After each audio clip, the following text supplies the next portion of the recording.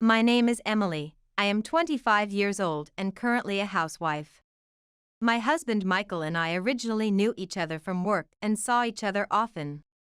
I was attracted to Michael's caring and dependable nature, and I approached him. We started dating, and 2 years later we were married. Since our marriage, the three of us have been living with my mother-in-law at his parents' home.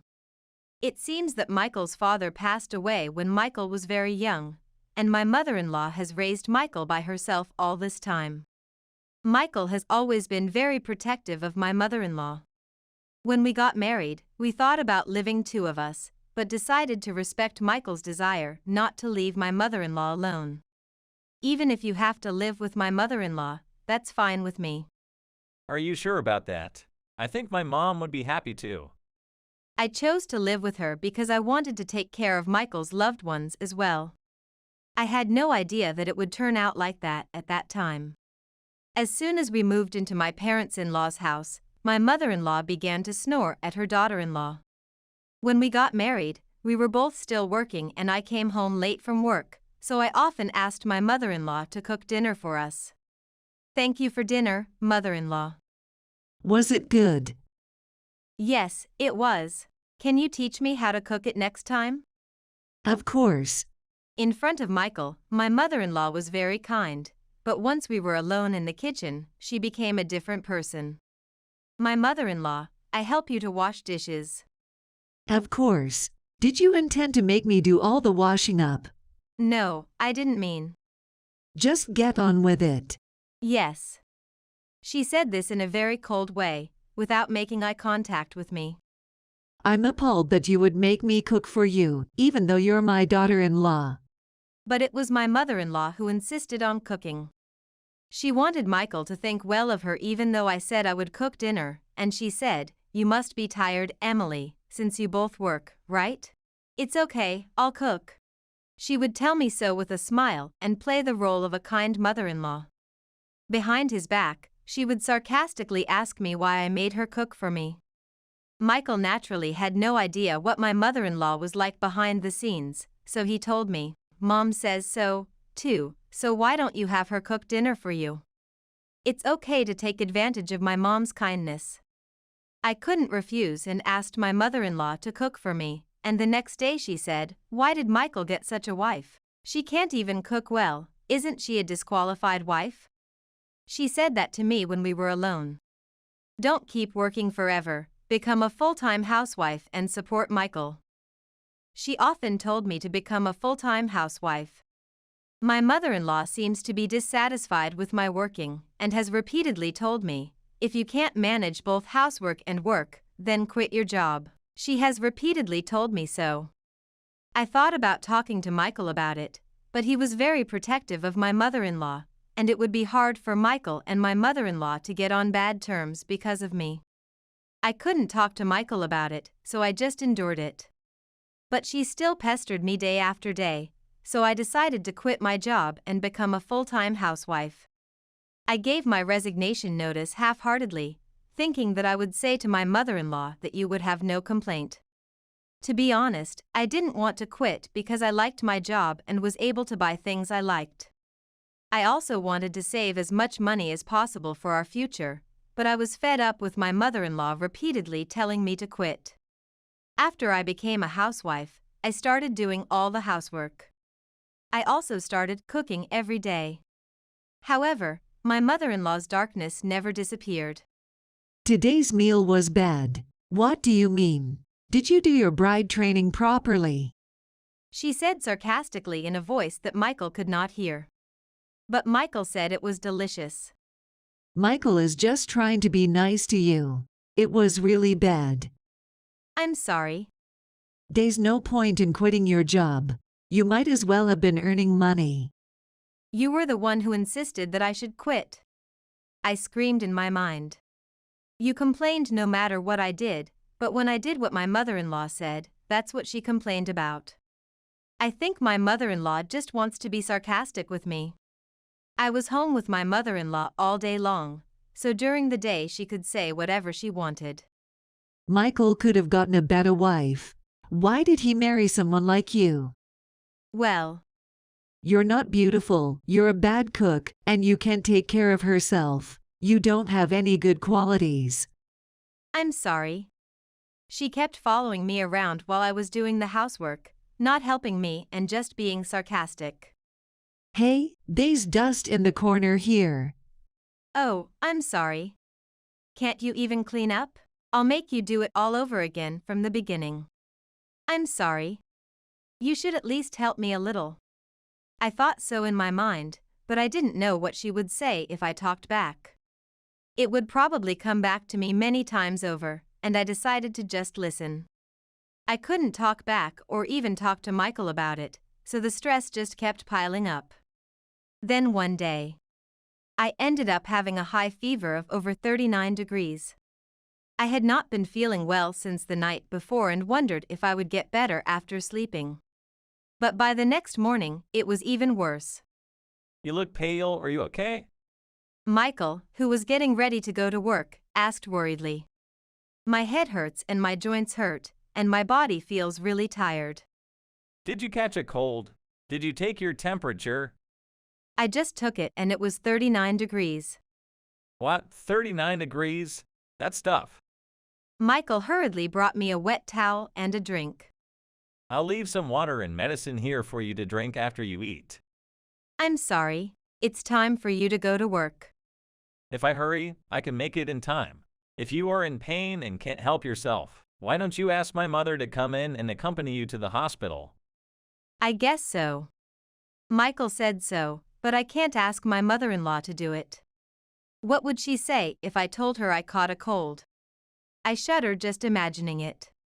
Well, I'm going to work. Take care. I hoped that if I stayed in bed for a while, my condition would improve a little, but it never got better, and it just kept getting harder and harder. My body was dizzy, and I could barely stand up. As expected, I could not even go to the hospital on my own without my mother-in-law accompanying me. Just as I was thinking this, the bedroom door suddenly opened. How long are you going to stay in bed? That's enough. My mother-in-law came into the bedroom, yelling at me. I'm sorry, I caught a cold. A cold. You just overslept and made excuses like a child. No, I didn't. My mother-in-law thought I was making excuses and didn't listen to me at all. It's been 39 degrees and I'm not feeling well. If it's possible, I'd like you to accompany me to the hospital. Why should I take care of you? If you want to go to the hospital, go alone. Don't depend on me, okay? My mother-in-law threw terrible words at me in spite of my weakness. More importantly, has my breakfast been ready yet? Don't just lie there pretending to be sick, get on with it. I felt like talking back, but I didn't have the energy to do so. I was so sorry, but I don't think I can make it today. When I said this, her face changed color and she became angry. Are you still my daughter-in-law? If you are, you're supposed to cook even if you are a little sick, right? If you can't even do that, I'm going to have to ask you for a divorce. She went on and on. If I didn't cook, she would keep insisting until I did, so I had no choice but to cook. If I did, she wouldn't complain anymore for the time being. Anyway, I couldn't stand the sound of my mother-in-law's high-pitched voice echoing in my head. I managed to get up, went to the kitchen in my pajamas, and started preparing food. At first, I decided to serve leftovers from yesterday, bread, soup, and frozen fried chickens that I had defrosted. She might say I'm lazy, but it was hard for me to cook even this much food now. It took more than twice as long as usual. Just as I was about to call my mother-in-law, I received a phone call from Michael. How are you feeling? I've even worse than before. I see. I was worried after all, so I left work early. I'm on my way home now. Michael was so worried about me that he went out of his way to come home early. Thank you. Michael's kindness almost made me burst into tears.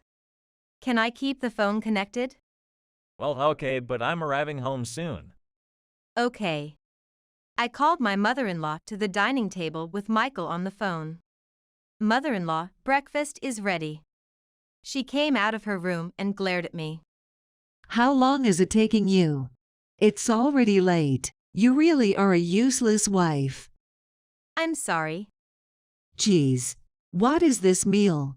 It's not cut out no matter how you look at it. There's nothing in the soup but onion, and yesterday's leftovers and frozen fried chickens. As soon as my mother-in-law saw what I had cooked, she was in a frenzy of complaints. How could you be so lazy? Are you trying to harass me? I'm sure it's only a matter of time before Michael dumps you. I'm sorry, that's all I can cook.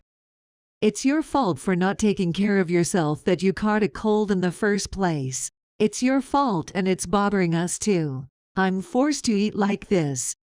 She didn't know that Michael was listening and continued to sarcasm one after the other. After taking a bite of bread, she said, I can't believe you served leftovers from yesterday. Isn't it your job to take care of the leftovers? You should eat it. My patience was wearing thin, so I decided to tell my mother-in-law. My husband is listening to this conversation. What? She widely opened her eyes in surprise. I set my cell phone on speaker mode so that Michael's voice could be heard by my mother-in-law. Mom, I've heard everything. Huh. Michael, why? She was obviously upset and distraught. Hey, you. Why are you calling him? She yelled at me in a loud voice. Then I heard a sound at the front door and turned around to see Michael had just returned. What? Why? What's wrong with your job? My mother-in-law was even more upset. Emily had a fever and was having a hard time, so I left early and came home. My mother-in-law was astonished. Why did you let Emily cook your breakfast? What's more, why did you let her cook for you and then complain like that? On the contrary, why don't you make her porridge or something? No, it's not like that. What's not like that? Emily has a fever. Do you understand that? Prepare your own meal. Michael was angry with a scary face that I had never seen before. My mother-in-law was shocked because the always gentle Michael was getting angry at her with a terrible sword face, and she started to cry. I'm sorry. I almost laughed when I saw her crying and apologizing over and over again. Perhaps you always say things like that when I'm not around. My mother-in-law seemed very reluctant to say, no, it was more for the sake of Emily's guidance.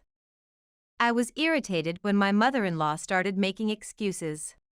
For my sake? Please don't make me laugh. I've heard nothing but complaints and sarcasm from you. When I said this, she looked down and fell silent. I was really shocked that my own mother was such a lousy person. If you don't take good care of Emily, we'll leave. No. Even Emily doesn't want to live with her any longer, right? Of course I was at my limit and there was no need to defend my mother-in-law, so I said what I really thought. I don't want to live with her anymore. Then let's leave. It's so sudden. I won't forgive anyone who hurts Emily, even my mom. Michael's words made me weep. I am glad I married this man, I thought sincerely. On the other hand, my mother-in-law was also crying in the opposite sense. I'm sorry. She suddenly got down on her knees and started apologizing. I felt sorry for her desperation, as if she didn't expect to be told to leave. It's useless to do that. Michael coldly called out to my mother-in-law, who was on her knees. I'll go pack my bags, Emily, and wait for me. Okay. After a while, Michael came out of the room with a carry-on case. Let's go. Can you stand up? I was so dizzy that I could barely stand up, but he supported me and took me to the entrance. Wait a minute. As Michael was about to leave, my mother-in-law grabbed his arm and cried, "Please don't go out," she cried. I bought the washing machine and refrigerator, didn't I? I'll ask you to return them. When we first moved in, Michael had a new washing machine and refrigerator that were a little bigger for the three of us to live in. Why? What should I do then? I don't know anything about that, but I bought them and didn't give it to you. I'll ask the vendor to pick it up later. Michael shook off her hand and said, "I'm going to cut it off." We left the house, leaving the sobbing mother-in-law at home. We decided to go to the hospital first to have me checked out. According to the doctor, stress and overwork were the cause. There was only one thing that came to mind. I think the stress that had been building up because of my mother-in-law had exploded all at once. I was so tired from everything today that I fell asleep in the car on the way home from the hospital. Emily, we've arrived. Michael woke me up and I found myself at my parents' house. I explained the situation to my mother-in-law and asked her to let us stay over for the time being. Oh, I see. He seemed to have been doing a lot of things while I was sleeping, like calling my mother. I was able to sleep peacefully at my parents' house for the first time in a while. The next day, my fever had gone down to a low grade and I was feeling much better. I think it was probably caused by stress, just like the doctor said. Within a couple of days, I was completely fine. I talked to my mother-in-law and father-in-law. Would you like to move in here? Huh? I was very happy because I never thought he would say such a thing to me. But you don't mind? I'm totally fine with it. I want you to live in peace from now on because I feel sorry for my mom's behavior until now. Michael thought of me first and decided to live with my parents. We then moved in with my parents. Later, my mother-in-law once rode up to my parents' house. Give me back Michael. I only have my son. She cried out loudly at the entrance of the house. I feel sorry about what I did to Emily. This is the way it is, so forgive me. Saying that, the mother-in-law bowed her head deeply. But I have no intention of forgiving her at all. It is natural that I cannot forgive her because she said such terrible things when I was at my weakest. I never wanted to live with her or see her face again.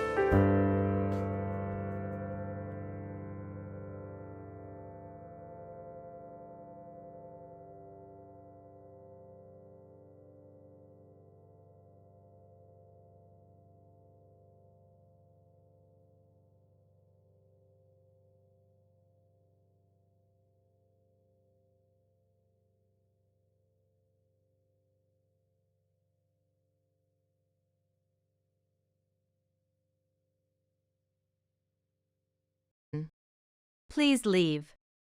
I don't want to. I won't move from here until I bring Michael back. My mother-in-law started to sit at the door, spoiled like a child. My mother said, "You are bothering me, please leave. I will call the police." But she continued to sit there without saying a word. Then Michael came home from work. What are you doing here? Please forgive me. You're the only family I have. Again, my mother-in-law cried out to Michael. Michael shook her hand again and said, "You got what you deserved. I've cut myself off from you, so don't come here again. Go home." He yelled at her. Then, "Did your mother-in-law open up again and finally complain to me, you thieving cat?" She then left with a final expletive, as if she wanted to complain to me. After that, my mother-in-law has been living alone at her parents-in-law's house. Neighbors say that she has been staying at home with a gloomy look on her face. As for us, we were happy. The reason is that we are expecting a baby boy this year. Both father and mother are very excited to see their grandson. Every day at dinner, the four of us talk about what lessons we want him to learn, what sports we want him to play, and so on. Of course, I have not reported to my mother-in-law that I have a child, so she must know nothing about it. I felt really sorry for her because she would not be able to see her son or grandchildren because of her own words and actions, as if she were someone else.